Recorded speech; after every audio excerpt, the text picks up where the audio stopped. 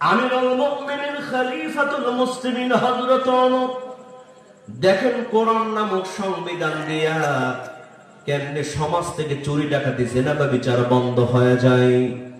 আমিরুল মুমিনিন এলাকা জনগণ কেমন আছে দেখার জন্য একদিন রাতের বেলা বাড়ি থেকে বের হয়ে গেলেন। কিছু দূর যাওয়ার পরে মরুভূমির প্রান্তর দিয়া যাচ্ছেন, এমন সময় একটা বাড়ি দেখতে পেলেন। হযরত ওমর ওই বাড়ির সামনে যখন চলে গেলেন, ওমরের কানের মধ্যে ভেসে আসলো ওই বাড়ির মধ্যে থেকে একজন মেয়ের কণ্ঠে কে যেন অশ্লীল বিরহের গান গায়। চিৎকার দিয়ে বলেন না বাবা নাউজুবিল্লাহ। গভীর মনোযোগ মুসলমান, আমিরুল মুমিনিন খলিফাতুল মুসলিমিন হযরত ওমর যখন মেয়ের কণ্ঠে অশ্লীল বিরহের গান শুনলেন, আমার বন্ধুগণ বলেন তো হযরত ওমরের রাগ কম ছিল না বেশি ছিল? হযরত ওমরের মেজাজটা গরম হয়ে গেল। হযরত ওমর মনে মনে চিন্তা করলেন, কার এত বড় সাহস আমার রাষ্ট্রের মধ্যে কোরআন নামক সংবিধান দিয়ে রাষ্ট্র পরিচালিত হয়। পবিত্র কোরআনুল কারীমের সূরাতুল লুকমান, এই সূরা লুকমানের 6 নম্বর আয়াত দ্বারা আইন তৈরি করা আছে। ওয়া মিনান নাসি মান ইয়াশতারি লাহুয়াল হাদিসি লিয়ুদিল্লা আন সাবিলিল্লাহ। চিৎকার দিয়ে বলেন আল্লাহু আকবার। আল্লাহ রাব্বুল আলামিন লাহুয়াল হাদিস শব্দ দ্বারা জমিনের মধ্যে সকল অশ্লীল গান বাজনা কিয়ামত পর্যন্ত নিষিদ্ধ করে দিয়েছেন। হযরত ওমর চিন্তা করলেন, কার এত বড় সাহস আমার রাষ্ট্রের মধ্যে কোরআন নামক সংবিধান দিয়া রাষ্ট্র পরিচালিত হয়। কোরআনের আইন লঙ্ঘন করে কে রে কে গভীর রজনীতে অশ্লীল বিরহের গান গায়।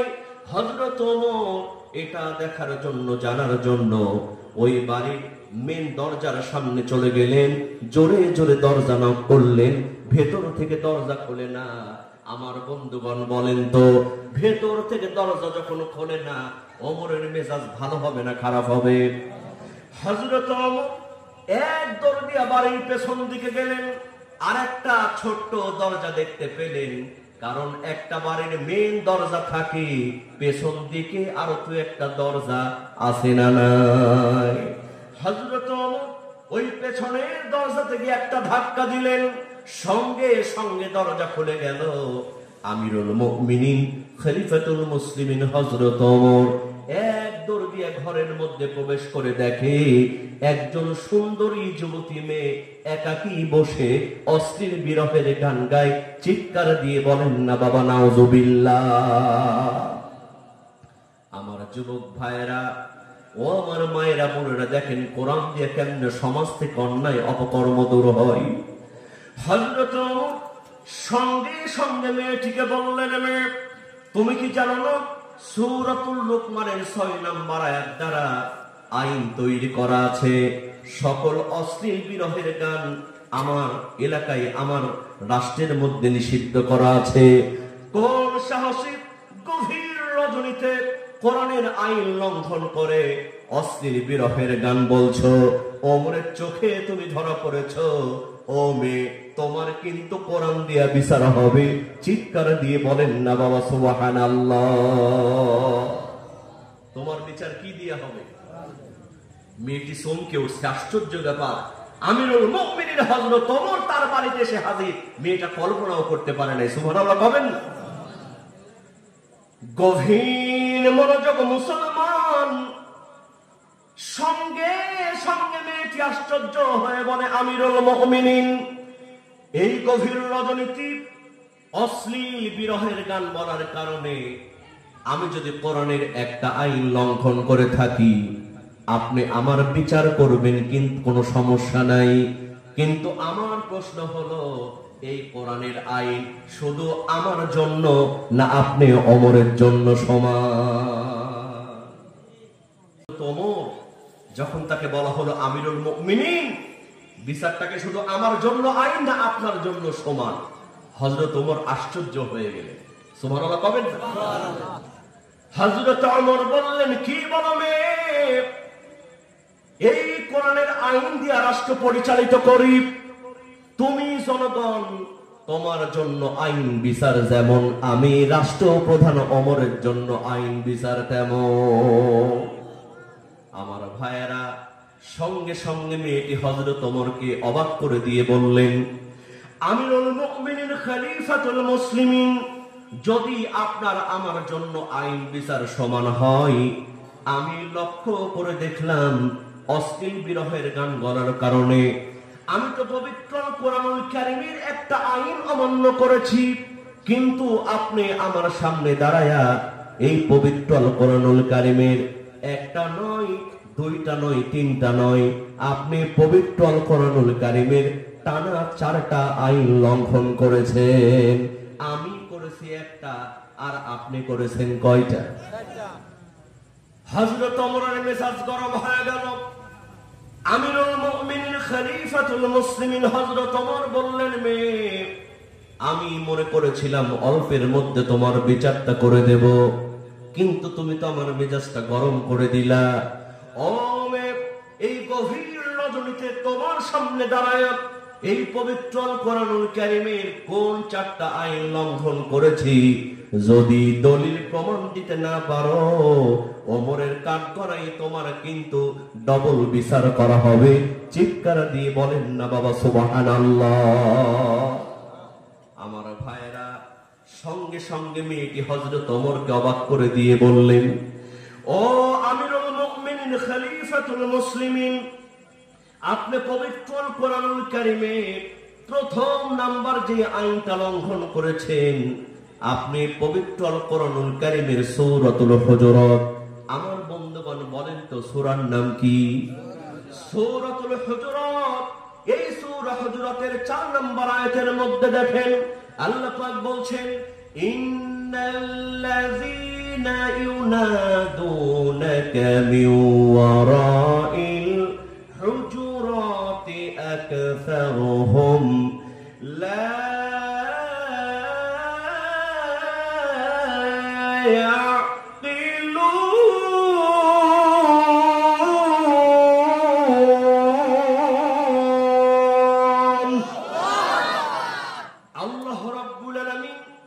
সূরাতুল হুজুরাতের 4 নম্বর আয়াতের মধ্যে সুন্দর করে জানায় দিলেন, ইন্নাল্লাযীনা ইউনাদুনাকা মিন ওয়ারাইল হুজুরাত, নিশ্চয় যারা বাড়ির পেছন দিক দিয়ে ডাকাডাকি করে ওরা হলো নির্বোধ। আমার বন্ধুগণ, তার মানে হলো তাফসীর কারকগণ বলেন, কাউরে যদি ডাকতেই হয় মেন দরজা দিয়ে ডাকতে হবে, সামনের দরজা দিয়ে ডাকতে হবে। কারো বাড়িতে যদি প্রবেশ করাই লাগে, পেছনের দরজা দিয়ে প্রবেশ করা যাবে না, সামনের দরজা দিয়ে প্রবেশ করা লাগবে। দরজা বন্ধ পেলে চলে যেতে হবে, কিন্তু পেছনের দরজা দিয়া কারো বাড়িতে কখনো প্রবেশ করা যাবে না। আমার বন্ধুগণ বলেন তো আইনটা কার? মেয়েটি বললেন, আমিরুল মুমিনিন, আপনি আমার বাড়িতে প্রবেশ করেছেন, পেছনের দরজা দিয়ে প্রবেশ করেছেন, এর কারণে আপনি পবিত্র কোরআনুল কারীমের একটা আইন লঙ্ঘন করেছেন। চিৎকার দিয়ে বলেন না বাবা সুবহানাল্লাহ। হযরত ওমর একটু নরম হয়ে গেলেন, সুবহানাল্লাহ কবেন না?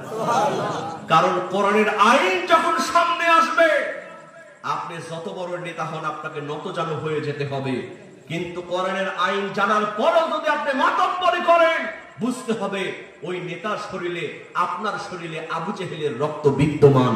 কথা কোন ঠিক কিনা? ওমর বললেন, মা বুঝলাম, এবার তুমি বলো আমি 2 নম্বর কোরআনের কোন আইনটা লঙ্ঘন করেছি? সঙ্গে সঙ্গে মেয়েটি হযরত ওমরকে অবাক করে দিয়ে বললেন, আমিরুল মুমিনিন, আপনি পবিত্র কোরআনুল কারীমের সূরাতুন নূর এর 27 নম্বর আয়াতের মধ্যে দেখেন আল্লাহ পাক বলছেন, ইয়া আইয়ুহাল্লাযীনা আমানু লা তাদখুলু বুয়ুতান গায়রা বুয়ুতিকুম হাত্তা তাস্তানিসু। চিৎকার দিয়ে বলেন আল্লাহু আকবার। আল্লাহ রাব্বুল আলামিন বলেন, ইয়া আইয়ুহাল্লাযীনা আমানু, হে ঈমানদারেরা, লা তাদখুলু বুয়ুতান গায়রা বুয়ুতিকুম, খবরদার খবরদার তোমরা কারো ঘরে প্রবেশ করবা না। হাত্তা তাস্তানিসু, ইস্তানাসা ইস্তানিসু, বাব ইস্তিফাল থেকে, তার মানে হলো পারমিশন নিয়া, অনুমতি নিয়া। আল্লাহ পাক জানায় দিলেন খবরদার খবরদার, পারমিশন না নিয়া, অনুমতি না নিয়া কারো ঘরে তোমরা প্রবেশ করো না। আমার বন্ধুগণ বলেন তো আইনটা কার? এটি বলছেন আমিরুল মুমিনিন, আপনি আমার ঘরে প্রবেশ করেছেন, একটা বারের জন্য তো আমার কাছে পারমিশন নেন নাই। পারমিশন না নেয়ার কারণে আপনি পবিত্র আল কোরআনুল কারীমের দুইটা আইন লঙ্ঘন করেছেন। জোরে কোন সুবহানাল্লাহ। আমার ভাইয়েরা, হযরত ওমর আরেকটু নতজন হয়ে গেলেন, আশ্চর্য হয়ে গেলেন, চোখের পানি ছেড়ে দিয়ে বলে, মেয়ে, ও মা, এবার তুমি বলো আমি 3 নাম্বার কোন আইনটা লঙ্ঘন করেছি? সঙ্গে সঙ্গে মেয়েটি হযরত ওমরকে অবাক করে দিয়ে বলছেন, আমিরুল মুমিনিন, ও খলিফাতুল মুসলিমিন, আপনি পবিত্র আল কোরআনুল কারীমের সূরাতুন নূরের 27 নম্বর আয়াতের শেষ অংশের মধ্যে দেখেন আল্লাহ পাক বলছেন, ওয়া তুসাল্লিমু আলা আহলিহা,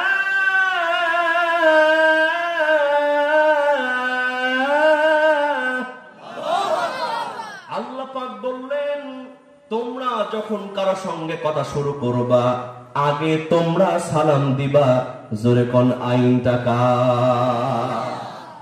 মেয়েটি বলছেন, আমিরুল মুমিনিন, আপনিও মুসলমান আমিও মুসলমান, আপনি আমার সঙ্গে কথা শুরু করেছেন, একটা বারের জন্য তো আপনি সালাম দেন নাই। সালাম না দেওয়ার কারণে আপনি পবিত্র আল কোরআনুল কারীমের 3টা আইন লঙ্ঘন করেছেন। আমার ভাইয়েরা চিৎকার দিয়ে বলেন না সুবহানাল্লাহ। এটার মধ্যে কোনো ভয় নাই। হযরত ওমর নরম হয়ে বললেন, মা, এবার তুমি বলো আমি 4 নাম্বার কোন আইনটা লঙ্ঘন করেছি? জোরে কোন সুবহানাল্লাহ। সঙ্গে সঙ্গে মেয়েটি হযরত ওমরকে অবাক করে দিয়ে বললেন, আমিরুল মুমিনিন, ও খলিফাতুল মুসলিমিন, আপনি 4 নাম্বার যে আইনটা লঙ্ঘন করেছেন, আপনি পবিত্র আল কোরআনুল কারীমের সূরাতুন নূর এর 30 এবং 31, কত বলেন? এই মনে রাখতেছেন তো আপনারা? সূরা নূর 30 এবং 31 নাম্বার আয়াতটা খুলে দেখেন। আল্লাহ পাক সুন্দর করে জানায় দিলেন, কুল্লিল মুমিনিনা ইয়াগুযু মিন আবসারিহিম ওয়া ইয়াহফাযু ফুরুজাহুম। আল্লাহ রাব্বুল আলামিন বলেন, নবী আপনি বলে দেন জমিনের মধ্যে মুমিন বান্দা বান্দি হবে যারা, চক্ষুটা নিচের দিকে নামায় রাখবে তারা, চোখের পর্দা করবে তারা। জোরে কোন সুবহানাল্লাহ। মেয়েটি বলছেন, আমিরুল মুমিনিন, আপনি একজন পুরুষ মানুষ, আমি একজন মহিলা মানুষ, আপনি আমার দিকে তাকায় তাকায় কথা বলছেন, একটা বার তো আপনি চোখটা নিচের দিকে নামালেন না। চক্ষু নিচের দিকে না নামানোর কারণে আপনি পবিত্র আল কোরআনুল কারীমের 4টা আইন লঙ্ঘন করেছেন। চিৎকার দিয়ে বলেন না সুবহানাল্লাহ। হযরত ওমরের সামনে 4টা দলিল যখন মেয়েটি পেশ করেছে, হযরত ওমর মুস্কি মুস্কি হাসতে আরম্ভ করেছেন। চিৎকার দিয়ে বলেন না সুবহানাল্লাহ। আমার বন্ধুগণ, হযরত ওমর সঙ্গে সঙ্গে বললেন, মা, ও মা, এতক্ষণ পর্যন্ত তুমি কথা বলেছো, তোমার কথার মধ্যে কোনো কাউন্টার দিই নাই, কারণ তুমি হলে জনগণ আর আমি হলাম নেতা। তোমার সম্পূর্ণ কথা শোনা আল্লাহ পাক আমার জন্য ফরজ করে দিয়েছে। তুমি হযরত ওমর বললেন, মা, এতক্ষণ তুমি কথা বলেছো, তোমার কথাই কোনো কাউন্টার দিই না, কারণ তুমি হলে জনগণ আর আমি হলাম নেতা। জোরে কোন সুবহানাল্লাহ। ও মেয়ে শোনো, আমি তোমার ঘরে এমনি এমনি প্রবেশ করি নাই, আমি যে তোমার ঘরে প্রবেশ করেছি আমার কাছেও কিন্তু কোরআনের একটা দলিল আছে। কি আছে? আল্লাহ নবীজি বলছেন আমার পরে কোন নবী হতো না, যদি কোন নবী হতো লাউ কানা ওমর, সেটাই হতো হযরত ওমর। তিনি কি কোরআনের আইন অমান্য করতে পারেন? দেখেন মুসলমান, কোরআন দিয়ে কেমনে সমাজ থেকে অন্যায় দূর হয়। হযরত ওমর বলছেন, মেয়ে আমি কিন্তু তোমার ঘরে এমনি এমনি প্রবেশ করি নাই, আমি যে তোমার ঘরে প্রবেশ করেছি আমার কাছেও কিন্তু কোরআনের একটা দলিল আছে। মেয়েটি বললেন, আমিরুল মুমিনিন কোন দলিল দিয়া আপনি আমার ঘরে প্রবেশ করলেন আমি একটু জানতে চাই। আপনারাও কি জানতে চান? কষ্ট হচ্ছে না তো? কয়টা বাজলো দেখেন তো, আর 5 মিনিট কষ্ট হবে ইনশাআল্লাহ, আজানও শোনাবো, সমস্যা আল্লাহ কবুল করুক, বলেন আমিন। হযরত ওমর কোন দলিল দিয়ে আপনি এটার ঘরে প্রবেশ করলেন জানার দরকার আছে না নাই? হযরত ওমর সঙ্গে সঙ্গে বললেন, মা তুমি পবিত্র কোরআনুল কারীমের সূরাতুল হজ, আমার বন্ধুগণ বলেন তো সূরার নাম কি? সূরাতুল হজ। এই সূরা হজের 41 নম্বর আয়াতটা দেখো, আল্লাহ পাক বলছেন, আল্লাযীনা ইম্মাক্কান্নাহুম ফিল আরদ, জমিনের মধ্যে নেতা হবে যারা, 4টা দফা কায়েম করবে তারা। 1 নাম্বার হলো আকামুস সালাত, নেতা হবে যারা নামাজ কায়েম করবে তারা। 2 নাম্বার হলো আতাউজ যাকাত, নেতা হবে যারা যাকাত কায়েম করবে তারা। 3 নাম্বার হলো আমরু বিল মারুফ, নেতা হবে যারা সৎ কাজের আদেশ করবে তারা। 4 নাম্বার হলো ওয়া নাহাউ আনিল মুনকার। আল্লাহু আকবার বলেন। হযরত ওমর বললেন, মা 4 নম্বর দফা হলো ওয়া নাহাউ আনিল মুনকার। আল্লাহ পাক বললেন, নেতা হবা যারা, যেখানে অন্যায় কাজ হবে, অশ্লীল কাজ হবে, সঙ্গে সঙ্গে 144 ধারা জারি করবা তারা। চিৎকার দিয়ে বলেন না বাবা আইন টাকা। হযরত ওমর বললেন, মা ওয়া নাহাউ আনিল মুনকার দ্বারা তুমি অশ্লীল বিরহের গান বলছো, তোমার কানে বাধা দেওয়ার জন্য সামনের দরজা পেছনের দরজা দেখার দরকার নাই, তোমার কাছে পারমিশন নেওয়ার কোনো প্রয়োজন নাই, সালাম দেওয়ার দরকার নাই। তুমি ছেলে না মেয়ে এটা জানার আগে, বোঝার আগে তোমার অন্যায় কাজে বাধা দেয়া আল্লাহ পাক আমি নেতার জন্য আগে ফরজ করে দিয়েছে। তোমার যখন এই কথা বললেন, বলার পরে বললেন, মা এজন্য আমি তোমার গানে বাধা দিয়েছি, কিন্তু আমি বুঝলাম না তোমার মধ্যে অনেক কোরআনের জ্ঞান, মেয়েটার মধ্যে কোরআনের জ্ঞান আছে না নাই? ও মা, এতগুলো কোরআনের জ্ঞান থাকার পরেও তুমি অশ্লীল বিরহের গান কেন বলছো? আমি ওমর এখন পর্যন্ত বুঝলাম না। তোমার মধ্যে তো কোরআনের জ্ঞান আছে, তুমি কেন বিরহের গান বলছো? গভীর মনোযোগ মুসলমান। সঙ্গে সঙ্গে মেয়েটি চোখের পানি ছেড়ে দিয়ে বলে, আমিরুল মুমিনিন, আমার বিরহের গান বলার কারণ এই রাষ্ট্রের কেউ নয়, আমার বিরহের গানের গান বলার কারণ হলো আপনি ওমর নিজে। যেমন বলছে আপনি ওমর নিজে, হযরত ওমর 2 ধাপ পিছনে সরে গেছে। কয় ধাপ? মেজাজ ভালো হবে না খারাপ হবে? হযরত ওমর চিন্তা করলেন, মা ও মা, আমি মনে করেছিলাম তোমার মধ্যে কোরআনের জ্ঞান আছে, বিচারটা একটু হালকা করব, কিন্তু তুমি তো আমার মেজাজটা গরম করে দিলা।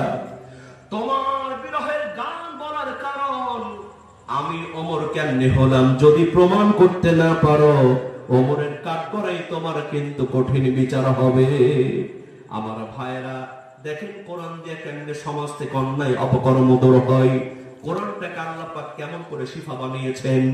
সঙ্গে সঙ্গে মেয়েটি বললেন, আমিরুল মুমিনিন, আমার বিরহের গান বলার কারণ আপনি ওমর, এজন্য বললাম আজ থেকে 5 মাস আগে আমার বিয়ে হয়েছে।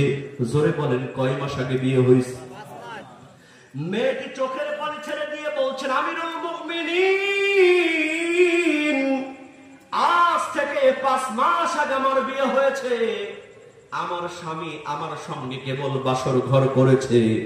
পরের দিন সকালবেলা আপনার কার্যালয় থেকে আমার স্বামীর কাছে একটা পত্র চলে আসছে, ও যুবক, যেখানে থাকো, যেভাবে থাকো, ওমরের কার্যালয়ে দেখা করো। হযরত ওমর তোমাকে জিহাদের ময়দানের সেনাপতি বানিয়ে দিয়েছে। আমার স্বামী চিঠিখানার মধ্যে চুমু খেয়ে বলে, বিবি আর দেরি করা যাবে না, আমিরুল মুমিনিন আমারে ডাক দিয়েছেন। আমি যদি জিহাদের ময়দানে না যাই, কিয়ামতের ময়দানে আল্লাহর কাঠগড়ায় জবাব দেয়া লাগবে। এই কথা বলে ওই যে আমার স্বামী আজ থেকে 5 মাস আগে চলে গিয়েছে, আমার স্বামীর কোনো খবর আমি পাই না।